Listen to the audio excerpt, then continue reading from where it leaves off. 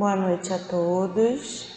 Vamos dar início à nossa palestra pública de hoje. Peço que quem tiver com o celular ligado com som, por favor, tire o som do celular. Vamos iniciar pela leitura da nossa folhinha de hoje. Religião dos Espíritos, item 35, Mensageiros Divinos. Reunião pública de 18/5 de 59. Questão 501. Ser-nos-á sempre fácil discernir a presença dos mensageiros divinos ao nosso lado, pela rota do bem a que nos induzam. Ainda mesmo que tragam consigo o fulgor solar da vida celeste, sabem acomodar-se ao nosso singelo degrau nas lides da evolução, ensinando-nos o caminho da esfera superior. E ainda mesmo se alteiem a culminâncias sublimes na ciência do universo, ocultam a própria grandeza para guiar-nos no justo aproveitamento das possibilidades em nossas mãos. Sem ferir-nos de leve, fazem luz em nossas almas, a fim de que vejamos as chagas de nossas deficiências, de modo a que venhamos saná-las na luta do esforço próprio. Nunca se prevalecem da verdade para esmagar-nos em nossa condição de espíritos devedores, usando-a simplesmente como remédio dosado para enfermos, para que nos ergamos ao nível da redenção, e nem se valem da virtude que adquiriram para condenar as nossas fraquezas, empregando-a tão só na paciência incomensurável em nosso favor, de modo a que a tolerância nos não desampare, à frente daqueles que sofrem dificuldades de entendimento maiores que as nossas. Se nos encontram batidos e lacerados, jamais nos aconselham qualquer desforço ou lamentação, e sim ajudam-nos a esquecer a crueldade e a violência com força bastante para não cairmos na posição de quem nos insulta ou injuria.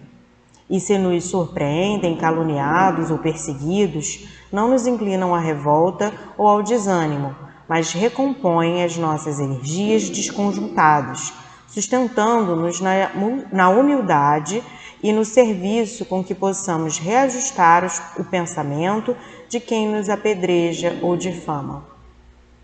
Erigem-se na estrada por invisível apoio aos nossos desfalecimentos humanos e aclaram-nos a fé na travessia das dores que fizemos por merecer. São rosas no espinheiral de nossas imperfeições, perfumando-nos a agressividade com o bálsamo da indulgência e estrelas que brilham na noite de nossas faltas, acenando-nos com a confiança no esplendor da alvorada nova, para que não chafurdemos o coração no lodo espesso do crime. E, sobretudo, diante de toda ofensa, levantam-nos a fronte para o justo dos justos que expirou no madeiro, por resistir ao mal em suprema renúncia entre a glória do amor e a bênção do perdão. Graças a Deus, graças a Jesus, estamos aqui reunidos novamente para a nossa palestra pública de quinta-feira. Somos muito agradecidos por esse momento, pela nossa casa, pela espiritualidade amiga. Pedimos a permissão de Deus para iniciar o nosso estudo, abençoando aqueles que estão aqui, os que estão a caminho e aqueles que não puderam vir hoje. Pedimos que abençoe nosso amigo Vicente, que vai nos dar a palestra de hoje, e a todos nós que aqui estamos. Que assim possa ser, graças a Deus.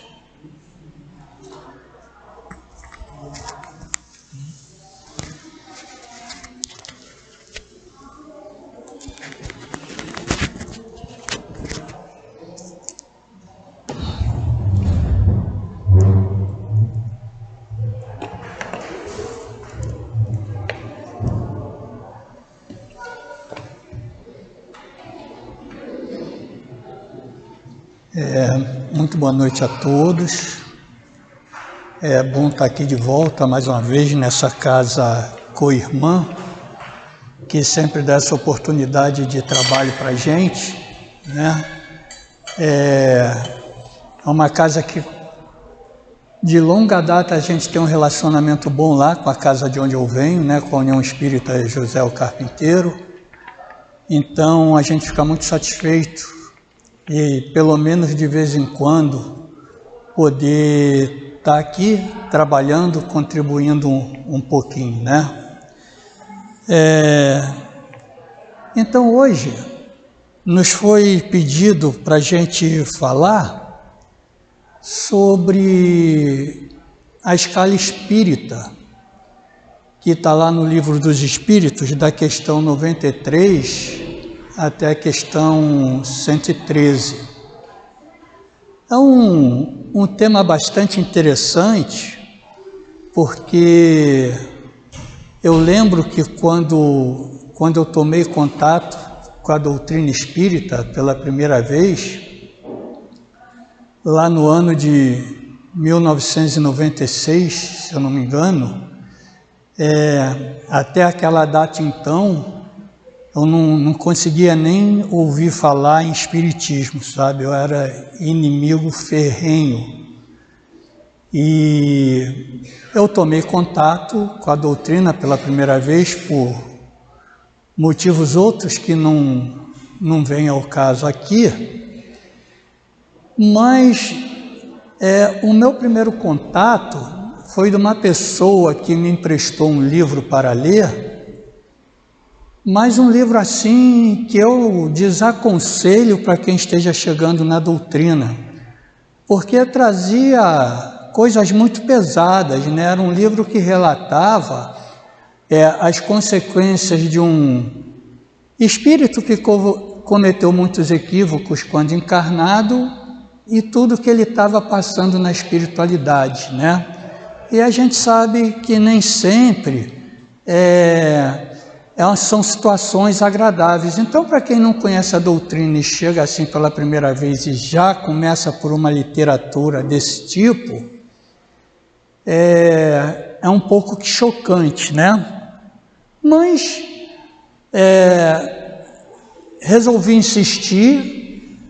Procurei outras abordagens. Eu particularmente, eu sou muito favorável a quem chega na doutrina, a gente comece a estudar pelo Livro dos Espíritos. Primeiro, um livro que não é muito valorizado, que é aquele fininho chamado que é o Espiritismo, né? Aquele livro é importantíssimo para a gente saber onde é que a gente está entrando. E o Livro dos Espíritos, porque o Livro dos Espíritos ele é um pouquinho de cada um dos outros livros da codificação, né? Porque a Gênese, o Céu e o Inferno, o Evangelho, o Livro dos Médiuns, saiu tudo dos capítulos do Livro dos Espíritos. Então o Livro dos Espíritos ele te dá assim, uma ideia abrangente do que a gente vai estudar na doutrina, né? Mas eu ainda não tinha chegado lá. Aí a próxima literatura é aqueles, a gente chama que está muito na moda, né? O livro que a gente conhece até hoje chamado Nosso Lar, né? Nosso Lar, Nosso Lar, Nosso Lar. E aí você começa a ler o livro, a gente já com 40 anos de vida já tem umas ideias meio fixas na cabeça que é difícil da gente mudar, né? Daí a sabedoria divina que faz que quando a gente chega nesse planeta a gente tem um período de infância, que é para a gente deixar meio que lá latente, escondido, todas aquelas tendências que a gente tem para estar receptivo a ideias novas, senão a gente rechaça de vez. Então a gente começa a ler lá no Nosso Lar, aeróbos, né? E um monte de departamentos, ministérios, não sei o que. Eu disse, caramba, que viagem na maionese, é isso aqui, né? Então, se alguém simplesmente pegou o que é a nossa sociedade aqui, inventou uma história parecida lá para o plano espiritual. E o tempo vai passando e aí a gente vai compreendendo que é justamente o contrário, né, gente? Nós é que somos uma cópia mal feita das coisas do plano espiritual, né? Nós somos assim uma xerox desfocada, uma fotografia em que a gente não procurou o foco. A gente tenta reproduzir aqui, trazendo as reminiscências lá do plano que é a nossa verdadeira casa, e a gente cria uma sociedade mais ou menos parecida aqui, né? Então nós é que somos cópia dele na realidade. Mas por que eu estou falando isso tudo? Porque essa história da hierarquia dos espíritos é mais um vetor desses, né? Hierarquia, né? No plano espiritual, hierarquia a gente conhece como aquela coisa que um está acima do outro, né? Uma escala, uma escada. Mas sim, né? Os espíritos, eles são organizados, eles têm uma organização. Não é, as coisas não são frouxas, não são soltas, sem uma regra, sem uma finalidade útil. E acredito que, pensando nisso, é que Kardec provocou o assunto com os espíritos, quando começa lá na questão 93, perguntando se todos os espíritos são iguais.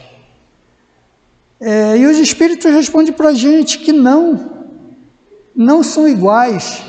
Existe no plano espiritual tanta diferença ou até mais do que a que a gente vive aqui no planeta Terra.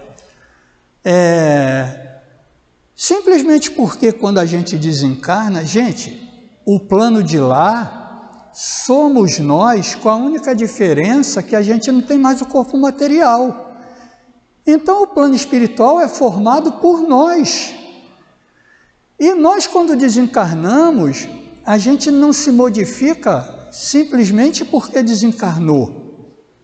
Nós passamos para o plano espiritual com as virtudes e com os vícios que nós temos. Então toda essa diferença que a gente vê aqui, né, de personalidade, de caráter, de índole, isso tudo a gente vê lá no plano espiritual também, né? Porque lá nada mais é do que nós, sem essa roupa de carne que a gente tem. Mas a gente pode traçar, já que isso é uma escala, né? É algo que nós vamos buscar,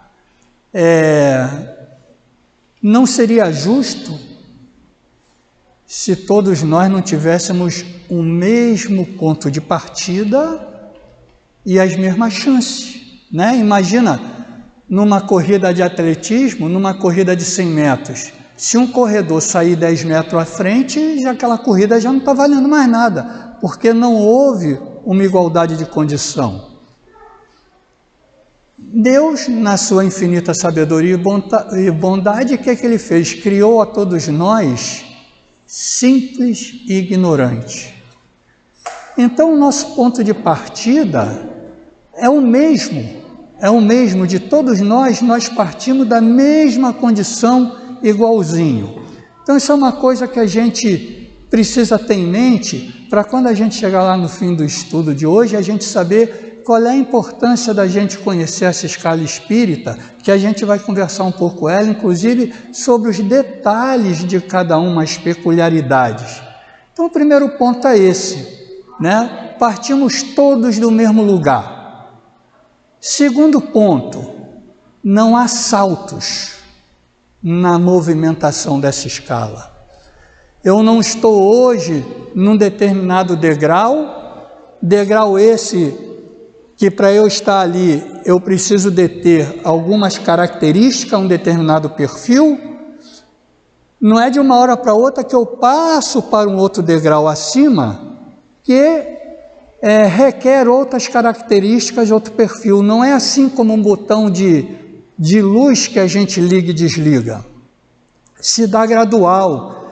Aos pouquinhos eu vou perdendo características desse degrau abaixo e vou adquirindo características desse degrau acima e vou mesclando essas condições até que num determinado momento eu vou ter só as características já do degrau acima. Então, não é uma transição brusca, né?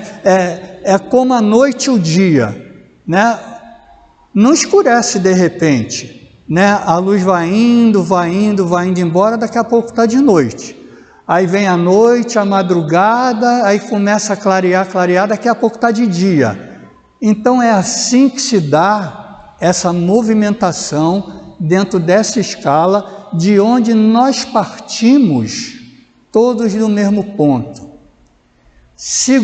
Terceiro, diferentemente do que serve para balizar as escalas aqui no nosso planeta, nessa escala espírita não há privilégio, gente. Ali é puro merecimento. Não é como nas nossas aqui, que o Vicente galgou um lugar maior porque era amigo de fulano. Lá na escala espírita isso não acontece. Você só muda por mérito mesmo, né? E é levado em conta o aspecto moral. É nesse quesito em que a gente vai se movimentar dentro dessa escala. Tendo essas ideias em mente, a gente pode começar a conversar sobre a escala propriamente dita. Kardec, quando fez essa pergunta aos espíritos, os espíritos disseram assim: olha, eu vou passar para vocês uma hierarquia, uma divisão que a gente acha que é suficiente para o entendimento de vocês, mas que ela não tem nada de absoluta. Ela é só um sistema, né, que pode ser modificado, né, sem prejuízo da sua essência. Então os espíritos trouxeram para a gente o seguinte: nós vamos passar para vocês aí uma escala assim, uma escala composta de 3 ordens, né? Os espíritos de primeira ordem nós vamos chamar de espíritos puros, os espíritos da segunda ordem nós vamos chamar de bons espíritos, e os espíritos de terceira ordem que nós vamos chamar de espíritos imperfeitos, que é onde nós estamos ainda, né? Ainda estamos. E disse mais, como isso é um sistema, né? Eu estou passando para vocês 3 ordens, mas se alguém chegar, pode colocar 4 ordens, sem prejuízo da essência do que se está estudando. Mas eu vou pegar cada ordem dessa, à exceção da primeira, vou subdividir em classes, conforme o perfil dos espíritos que varia dentro dessas ordens. E pegou a segunda ordem dos espíritos bons e colocou ali 5 classes. E dos espíritos imperfeitos, mais 4 classes.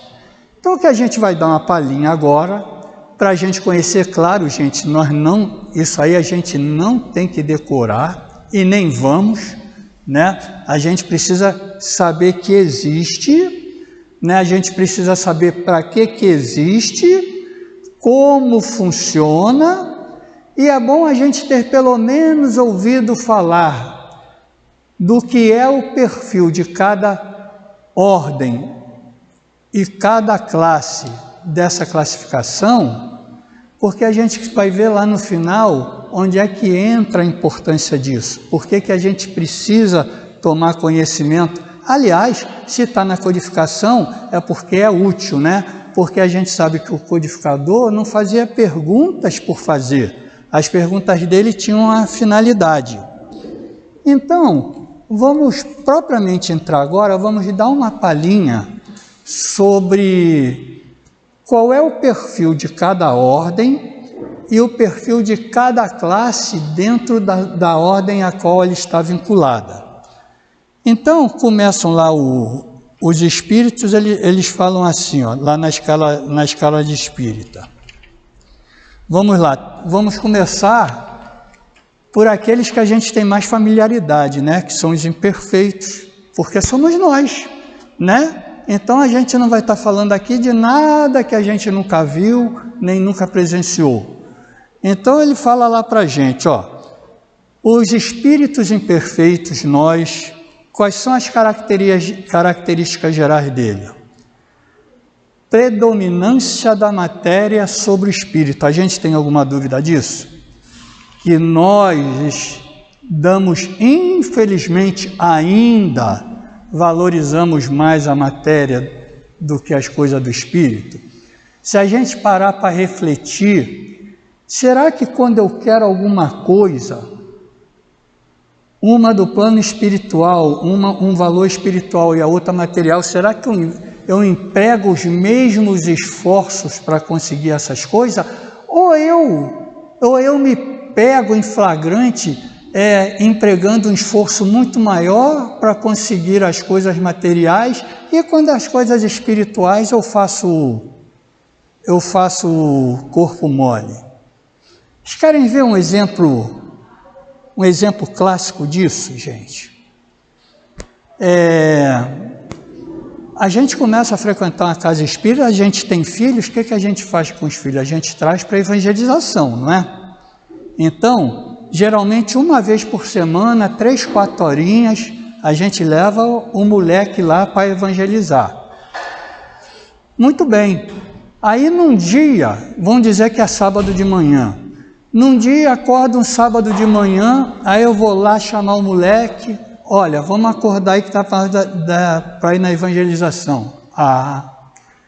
Mãe, pai, está chovendo, está frio, vamos ficar em casa.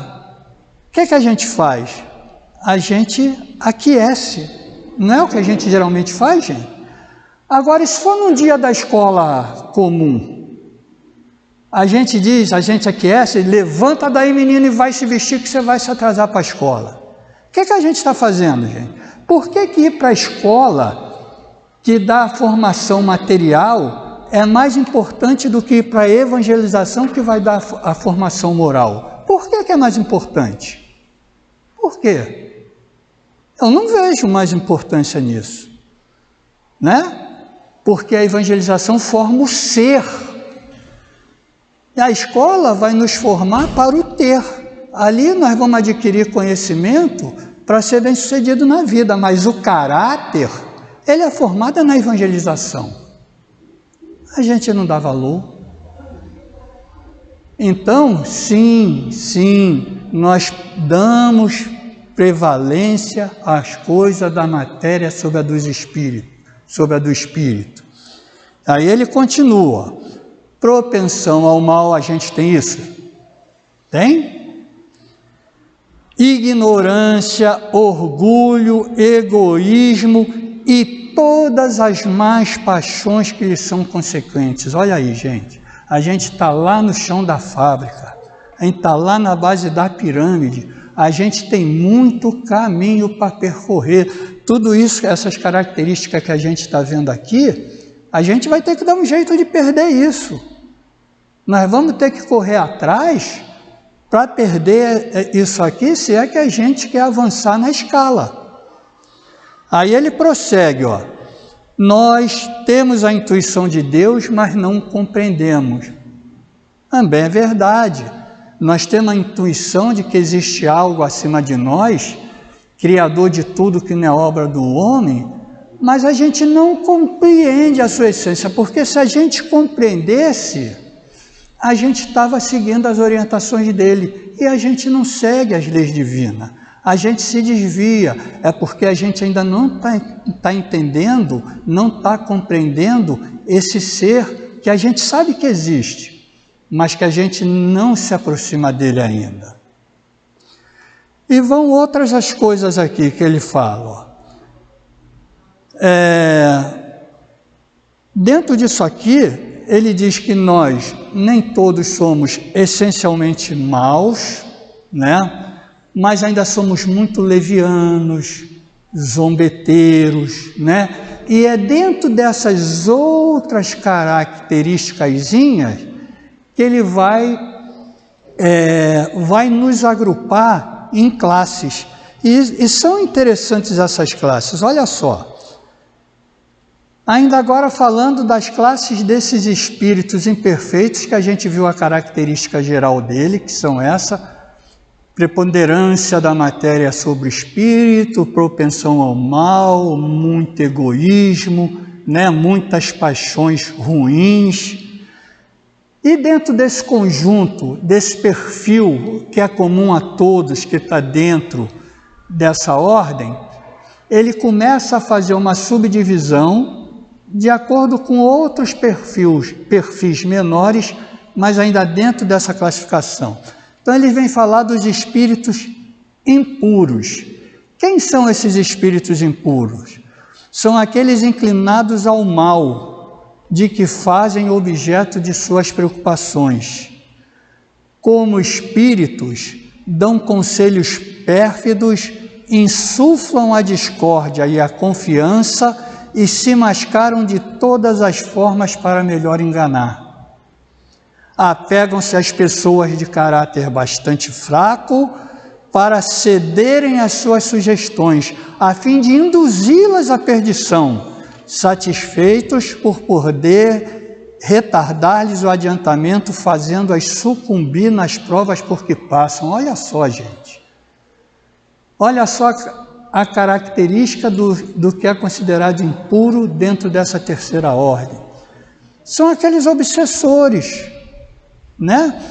Eles vão trabalhar arduamente para que a gente se perca, para que a gente não consiga evoluir. Porque mais à frente no livro dos Espíritos, um momento, Kardec pergunta qual é o prazer que esses espíritos têm de nos insuflar ao erro. É porque eles, não conseguindo evoluir, eles querem nivelar por baixo. Aí nos insuflam a ficar na mesma situação que eles. Então, essa é uma característica dos espíritos impuros, que faz parte aí dessa 10ª classe da terceira ordem. Aí tem mais outras características aqui, mas vamos nos prender às principais. Na 9ª classe, dentro da terceira ordem, a gente tem os espíritos que ele chama de levianos. São ignorantes, maliciosos, inconsequentes e zombeteiros. Intrometem-se tudo e tudo responde sem se incomodarem com a verdade. Comprazem-se em causar pequenos desgostos e ligeiras alegrias, em aborrecer, em induzir maliciosamente ao erro por meio de mistificações e esperteza. O que a gente está vendo aqui, esses espíritos, por isso que a gente fala que a gente precisa estudar a doutrina, porque doutrina sem estudo é doutrina com pouca qualidade, porque isso aqui é um indicador sério que a gente nunca deve brincar com o intercâmbio entre o plano material e o plano espiritual. Todo mundo já ouviu falar daquela brincadeirinha do copo? Não já ouviu? Todo mundo ouviu, Situações que acabaram mal. Situações que acabaram mal, Por quê? Gente, quem que se apresenta nessas ocasiões? São esses aqui, que não tem compromisso com nada. E vem em nós a curiosidade da inutilidade, prato feito. Prato feito para eles. Sem querer criticar, apenas para a gente constatar, a intenção aqui não é fazer crítica a ninguém, a doutrina nos dizem que os espíritos que nos circundam, eles nos circundam de acordo com as nossas intenções e com as nossas índoles, por afinidade. Se eu estou fazendo um trabalho sério, vai se aproximar de mim espíritos bons. Se eu estou fazendo brincadeira, vai se aproximar de mim esses espíritos aqui, Por isso, gente, de novo, sem crítica, Mas muito cuidado com essas propagandas que a gente vê aí, né? Traga o seu amor de volta, prometo isso, prometo aquilo. Gente, os espíritos não levianos, superiores, eles não estão preocupados com essas coisas nossas do plano material, não. Eles estão preocupados com a nossa evolução espiritual. Então, eles não vão acorrer a esses chamados. E quem que vai acorrer? Esse tipo de espírito aqui. E vão falar para a gente coisas que não são verdades, né? Causando às vezes até discórdias dentro da família. Então, muito cuidado a gente deve ter, tá? Vamos a outro aqui, ó, ainda dentro da terceira ordem.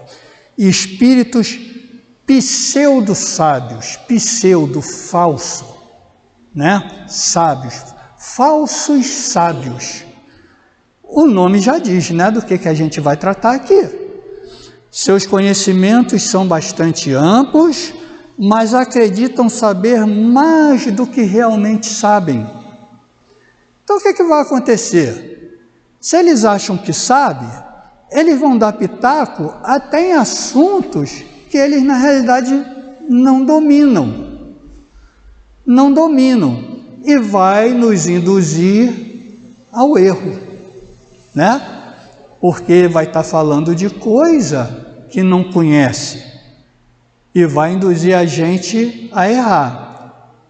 Veja bem, gente, tudo que está dentro dessa terceira ordem, além daquelas características gerais. Olha só.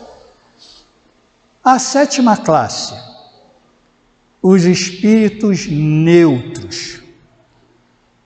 Esse é aquele chamado morno, né? Nem são bastante bons para fazer o bem e nem bastante maus para fazer o mal. Inclinam-se tanto para um quanto para o outro e não se elevam acima da condição vulgar da humanidade, quer em moral, quer em inteligência. Apegam-se às coisas deste mundo, de cujas grosseiras alegrias sente saudade.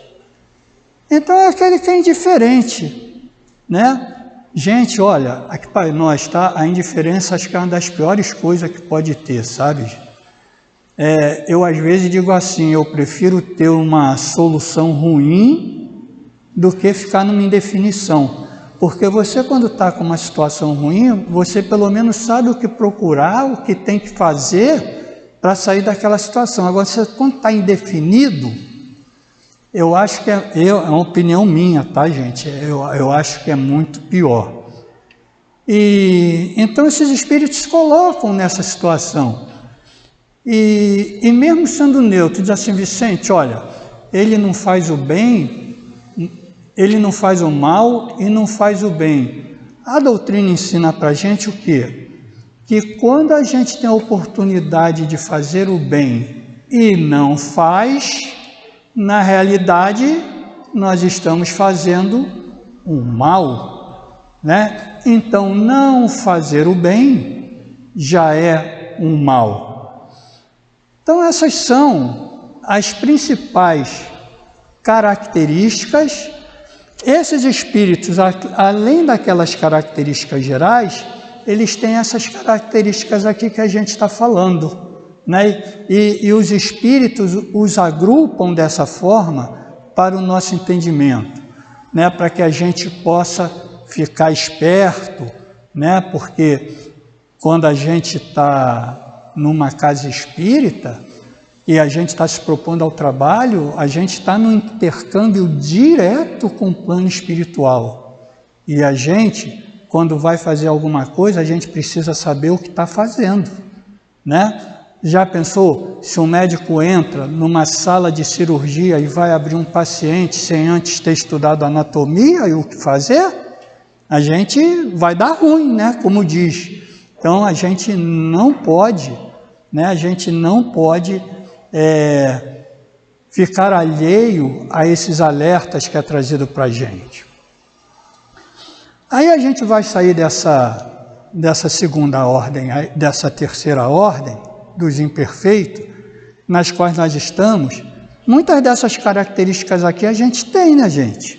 Uns mais, outros menos, ora a gente pratica, ora não pratica, aquilo que eu falei, gente, a gente fica numa espiral, a gente não está só preso numa situação, a gente fica oscilando, até que uma hora dessa aí, a gente perde essas coisas ruins, né, se Deus quiser, e vamos ficar só com as boas, que é o que a gente está querendo, e é por isso que a gente está aqui estudando e aprendendo, porque a gente tem esse objetivo, né? Então nós vamos agora para a segunda ordem, a gente vai falar aqui dos espíritos bons, mas aqui a coisa já vai melhorar mais um pouquinho, né? Já vai ficar um pouquinho mais leve, porque olha só as características gerais, ó. Predominância do espírito sobre a matéria, lá no outro era o que mesmo? Matéria sobre espírito, já inverteu, não já inverteu? Já inverteu. Já é outro tipo de situação. Olha, Vicente, você já não está mais preocupado com essas coisas que são efêmeras e passageiras. Teu foco já está, ó. Você diz o Evangelho para nós, hein, gente? Olha, tudo que eu falo aqui, eu não falo de mim, não, tá? Da minha cabeça. Eu repito, eu sou igual papagaio. Mas o Evangelho ele diz para a gente o seguinte, não lembro onde, mas fala. Nós temos que desenvolver o moral e o intelectual. Nós somos espírito e matéria. Os dois são importantes, porque se eu estou na matéria, eu tenho que zelar pela matéria. Não é lícito eu negligenciar a matéria, isso também é ruim, tá, gente? Eu negligenciar a matéria também é ruim, não é lícito negligenciar a matéria. Eu tenho que cuidar dela com todos os esforços e o que tiver ao meu alcance.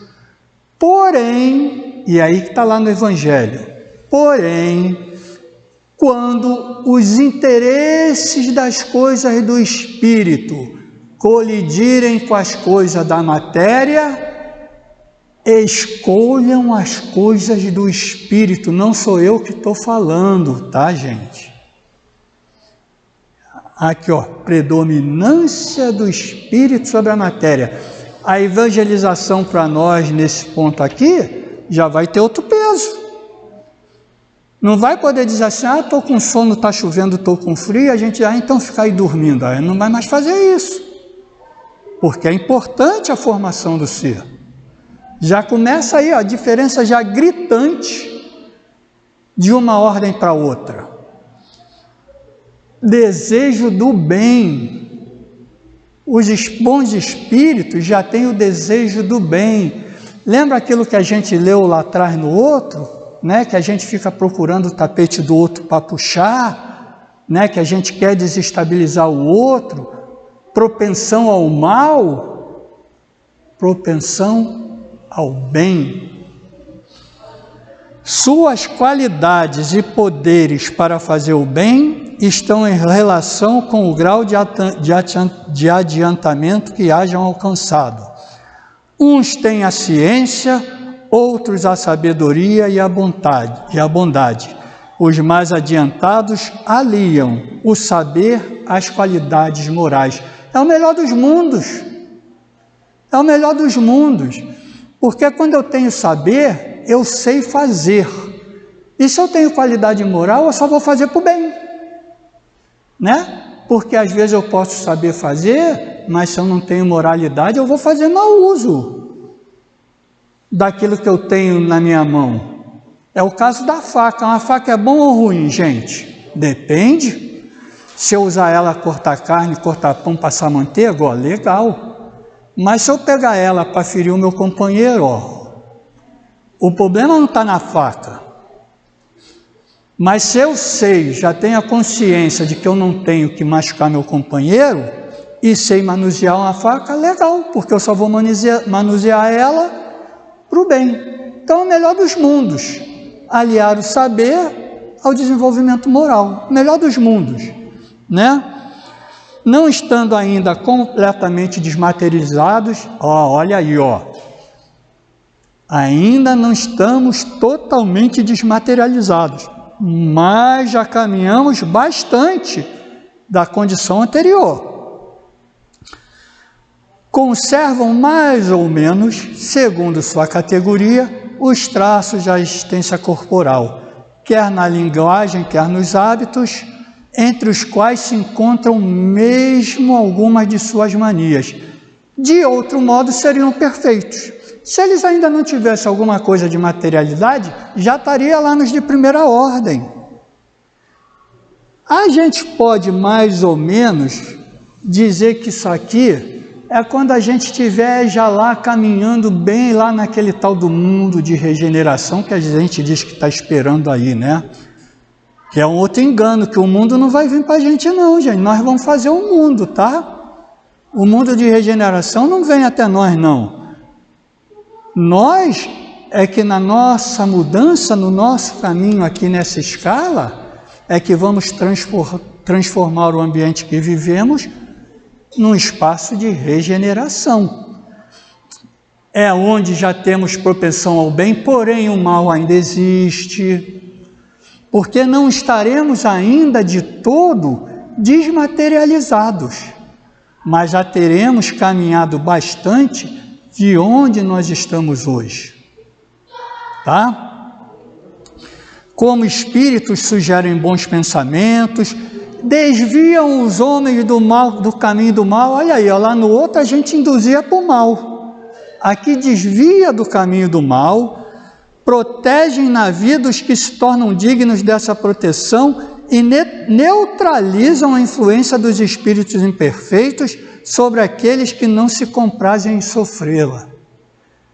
Aqui dentro, ele vai dizer aqui para a gente que estão aqueles espíritos que a gente chama de espírito protetor, espírito guardião. Sabe aquele espírito que quando a gente nasce, ele tem a missão de ficar junto com a gente, nos acompanhar até o desencarne? Eles são espíritos dessa ordem aí, né? Que a gente sabe, ó, que tem os espíritos protetores, tem espíritos familiares, tem espíritos simpáticos. Eu estou falando dos protetores, né? Desculpem, não é dos simpáticos e dos familiares, não. Tá, vou tomar um golinho.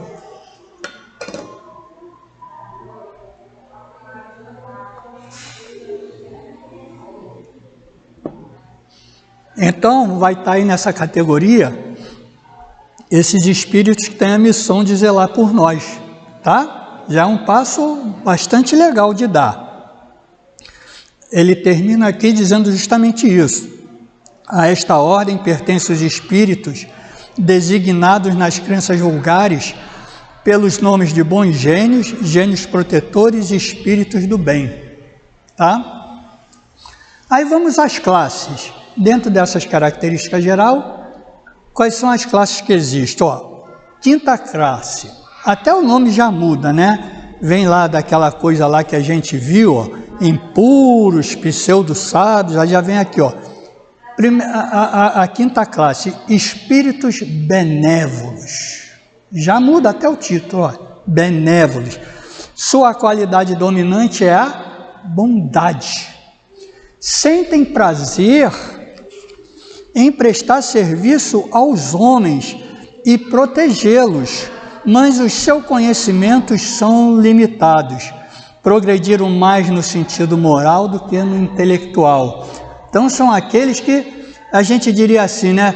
Já faz o bem pelo bem, né? Ele não tem nem muita sabedoria, mas ele já tem aquela coisa de praticar o bem. O moral dele já está mais elevado.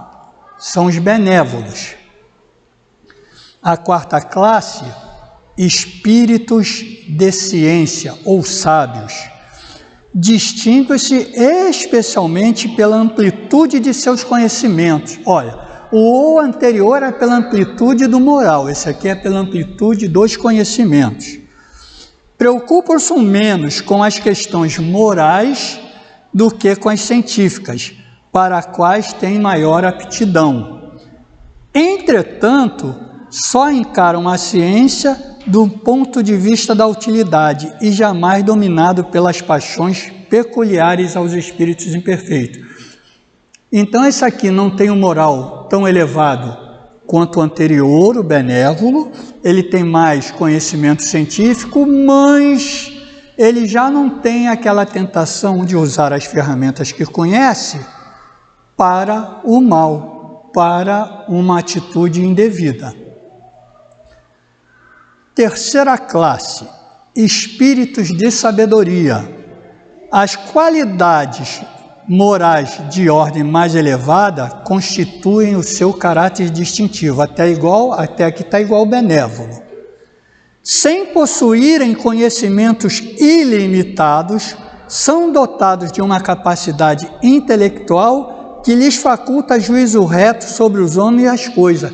Aqui já está mais equiparado. A gente viu um moral mais desenvolvido e o outro intelectual mais desenvolvido. Agora, nesse aqui, a gente já está vendo uma certa equidade entre essas duas, a gente chama de asinhas, né? Que a gente voa, a asa da moral e a asa do conhecimento. Então, e por fim a segunda classe, que ele chama de espíritos superiores. Aí aqui é o top de linha dessa ordem aí, né? Reúnem em si a ciência, a sabedoria e a bondade. Sua linguagem, que só transpira benevolência, é constantemente digna, elevada e muitas vezes sublime. Sua superioridade os torna mais aptos do que os outros a nos darem as mais justas noções sobre as coisas do mundo incorpóreo, dentro dos limites do que é permitido ao homem saber. Comunicam-se de bom grado com os que procuram de boa fé a verdade e cuja alma já está bastante desprendida dos laços terrenos para compreendê-la. Mas se afastam dos que são movidos apenas pela curiosidade ou que são desviados da prática do bem pela influência da matéria. Lembra o alerta que a gente fez aqui no início, por causa dos espíritos levianos, quando a gente vai tratar de coisas fúteis e sem utilidade?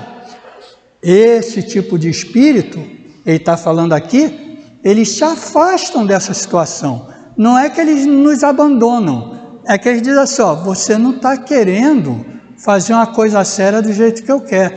Então eu vou me afastar, mas eu estou aqui, tá? A hora que você quiser, me chama que eu vou. Mas enquanto você quiser ficar tratando dessas coisas sem importância, quem vai se aproximar de vocês são aqueles levianos lá da ordem, da terceira ordem dos espíritos imperfeitos. Ok, gente? Tá? Quando, por exceção, encarnam na Terra, é para cumprir missão de progresso. Então nos oferecem o tipo da perfeição a que a humanidade pode aspirar neste mundo. Aí, ó. Quando por exceção, são aqueles espíritos que estão mais para a missão, que vêm para nos dar um impulso, né, para ver se a gente acelera, se a gente sai dessa letargia que a gente fica, né, eles vêm com essa finalidade. Então, de vez em quando, eles pedem para encarnar aqui com a gente. Temos um exemplo aí na nossa literatura, né? O espírito do doutor Adolfo, né? Adolfo Bezerra, não é isso? Bezerra de Menezes, né?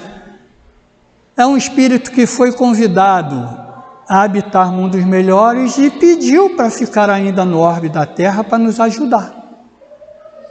Né? Então, se ele encarnar aqui de novo na Terra, é por esse motivo, porque ele não precisa mais. Ele já atingiu um estágio que ele não precisa mais. Né? Por fim, a primeira ordem, que são os espíritos puros.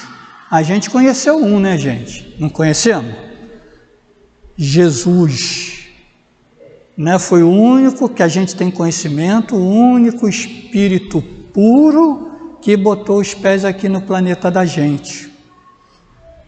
E eu acho que dispensa a gente enumerar as qualidades de um espírito dessa envergadura, né? Mas olha o que ele diz aqui, ó.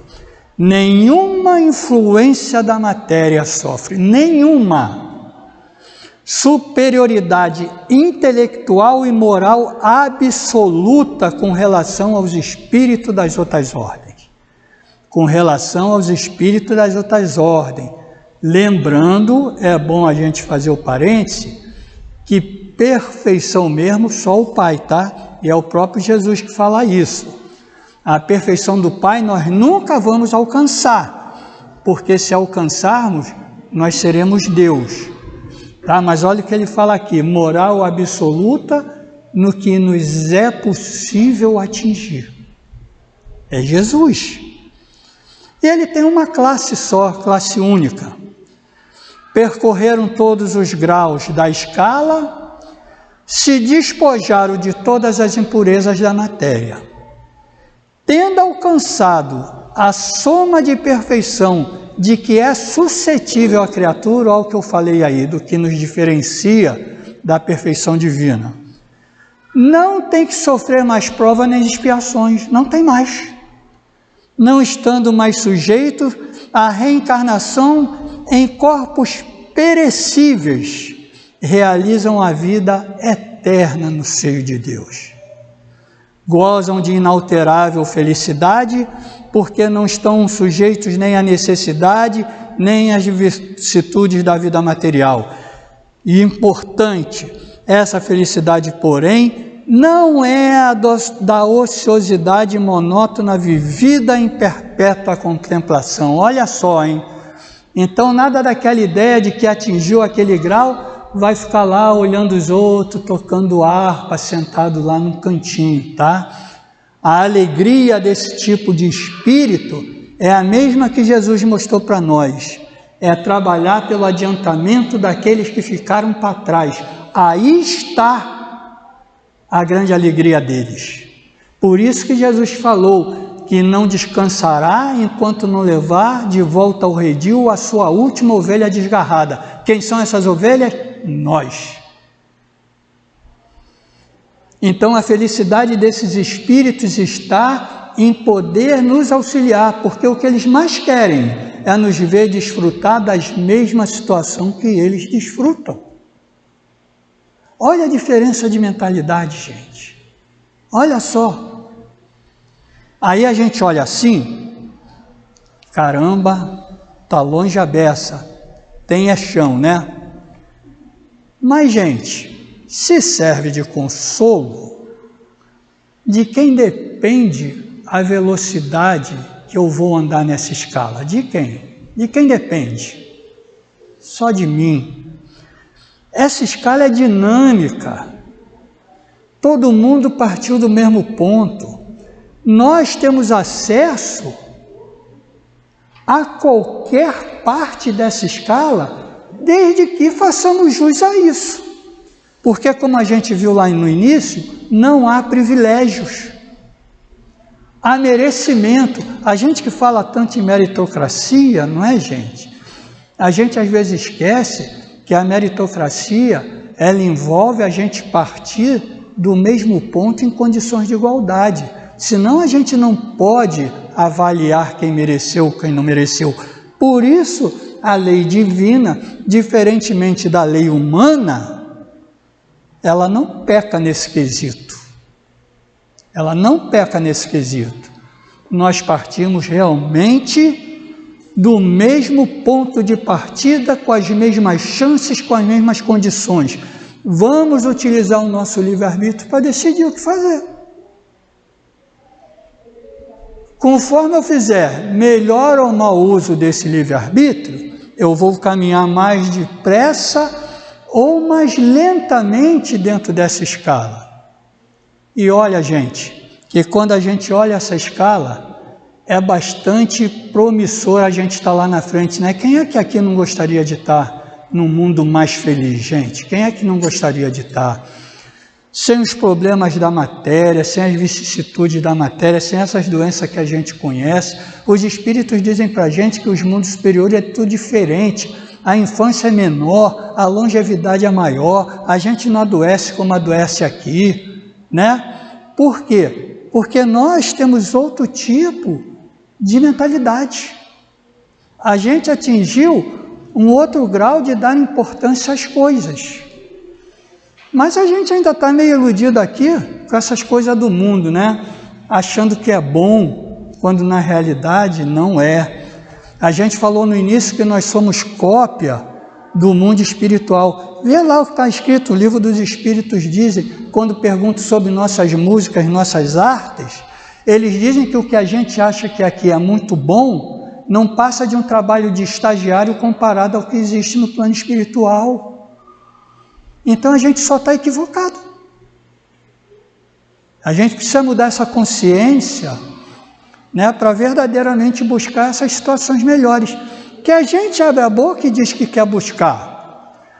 Mas há um paradoxo aí, porque ao mesmo tempo que eu abro a boca para dizer que eu quero buscar, eu não faço os movimentos necessários para buscar. Por que, Vicente, se é assim? Por quê? Isso fica para a gente pensar. Obrigado a todos, uma boa noite.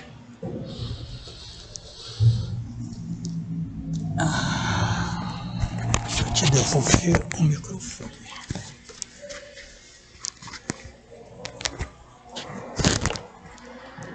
Vamos agora à leitura do Evangelho segundo o Espiritismo, lá no capítulo 5, Bem-aventurados os aflitos. Hoje a nossa leitura são os motivos de resignação, os itens 12 e 13.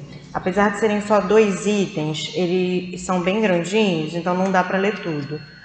Eu vou ler um compilado de trechos dos 2, mas é muito importante que vocês leiam em casa, porque são 2 itens muito bonitos e importantes para a nossa reflexão. Por estas palavras, bem-aventurados os aflitos, pois que serão consolados, Jesus aponta a compensação que hão de ter os que sofrem e a resignação que leva o padecente a bendizer do sofrimento como prelúdio da cura. Tal o sentido das palavras. Bem-aventurados os aflitos, pois que serão consolados. São ditosos porque se quitam e porque, depois de se haverem quitado, estarão livres. Se, porém, o homem, ao quitar-se de um lado, endivida-se do outro, jamais poderá alcançar a sua libertação. Logo, se murmuramos nas aflições, se não as aceitarmos com resignação e como algo que devemos ter merecido, se acusarmos a Deus de ser injusto, nova dívida contraímos, que nos faz perder o fruto que devíamos colher do sofrimento.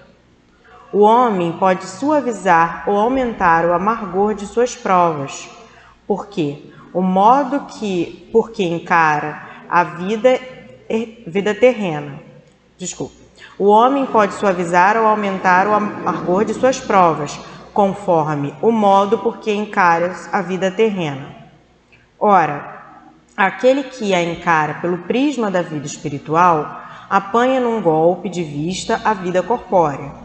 A certeza de um próximo futuro mais ditoso o sustenta e anima, e longe de se queixar, agradece ao céu as dores que o fazem avançar.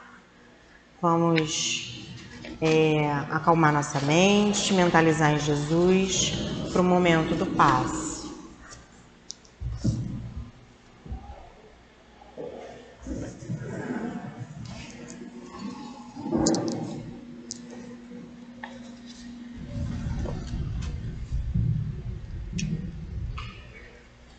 Deus, nosso Pai, Jesus, nosso divino médico e mestre amado, queridos benfeitores espirituais, rogamos as vossas bênçãos de amor, de paz, de equilíbrio e de cura para todos nós que aqui nos encontramos.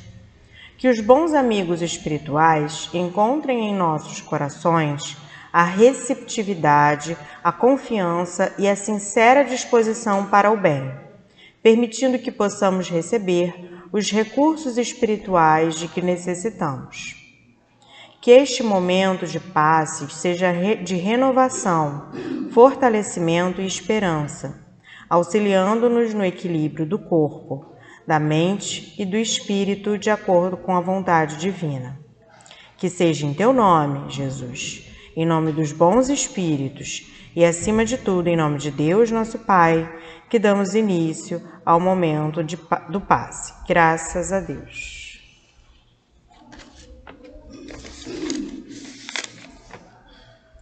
Resignação é o ato de aceitar pacificamente as dores ou sofrimentos da vida. Às vezes, confundimos isso com a apatia.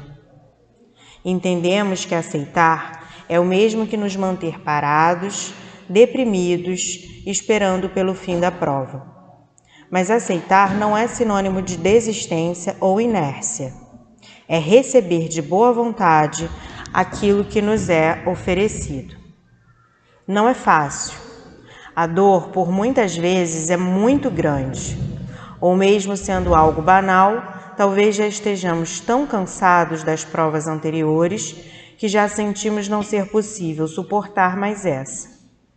No entanto, devemos ter fé em Deus e nos lembrar sempre do Mestre Jesus, cuja cruz foi imensa e ainda assim foi suportada com verdadeira resignação. A cruz o derrubou provavelmente mais vezes do que o Evangelho nos diz, mas ele levantou para cumprir sua missão. Sei que estamos todos sofrendo. Hoje não é difícil encontrar quem precise de ajuda. Mas devemos focar no amanhã, na vida futura, que será melhor do que este pequeno momento presente, e em cumprirmos com nossas responsabilidades sem criarmos novas para precisar suportar.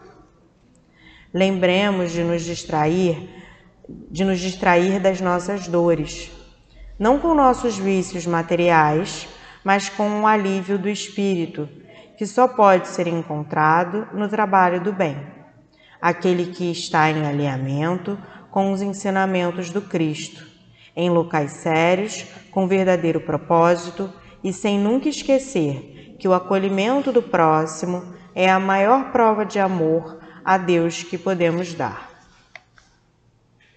Saibamos observar nossos limites pessoais.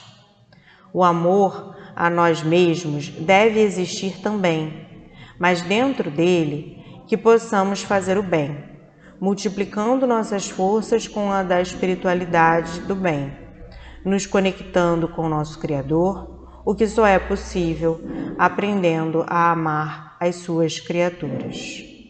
Nosso Calvário é curto, que saibamos aproveitá-lo corretamente. Lembremos sempre da mensagem do Mestre, de amor a Deus acima de tudo e ao próximo como a nós mesmos. Essa mensagem serve não apenas para nossa evolução no dia a dia, mas para o alívio das nossas dores, que não são poucas. Precisamos aprender a evoluir, não só com os exemplos que nos são dados nos evangelhos e na doutrina, mas também com as nossas experiências. Não podemos sucumbir às nossas dores, pensando que somos os únicos a sofrer. Devemos lembrar sempre dos nossos irmãos que seguem em sofrimento e que tanto podem se beneficiar do nosso auxílio. Sejamos ajuda para os outros para que possamos nos ajudar. Agora vamos manter essa vibração para recebermos a mensagem do plano espiritual.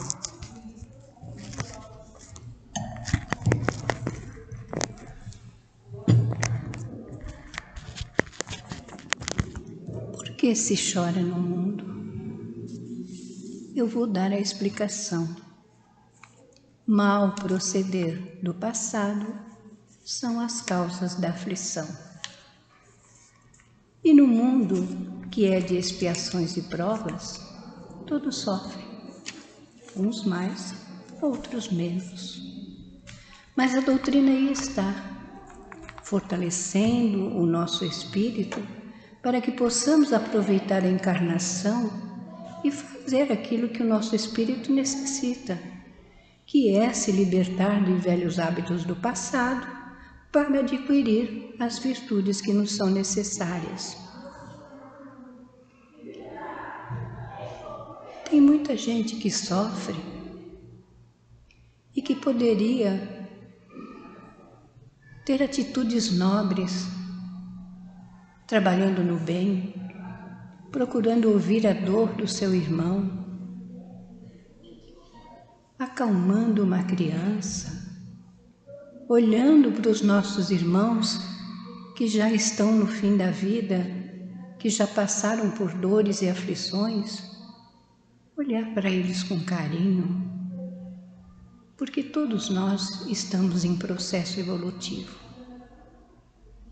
Mas a dor é de cada um. E nós não podemos mensurar a dor de ninguém. A única coisa que nós podemos fazer é orar por aqueles que sofrem, por aqueles que estão em aflição, por aqueles que estão passando por desastres naturais, por aqueles que moram em áreas de risco, pelos países que estão em guerra. Oh, meus irmãos, o quanto temos para pedir e aliviar a dor desses nossos irmãos. Que se formos olhar para a nossa dor, vamos ver que ela não tem importância nenhuma, porque há dores muito maior do que as nossas. Então vamos aliviar a dor dos outros. Vamos sim. Vibrar uns pelos outros, porque todos nós estamos nesta terra para aprender a nos amar. Mas nós temos que, em primeiro lugar, amar a Deus de todo o nosso coração, amar o nosso próximo como a nós mesmos e procurar fazer todo o bem possível que estiver ao nosso alcance. Colocando sim a caridade como um instrumento de melhoria para a nossa caminhada. E vamos aproveitar esta encarnação, valorizando cada instante da nossa existência, aproveitando todas as oportunidades em fazer o bem. Sem criticar, sem procurar dar falsos promessas, mas aliviar a dor do nosso irmão. E que Deus, na sua infinita misericórdia e amor, possa abençoar a todos vós no dia de hoje. Que assim seja, graças a Deus.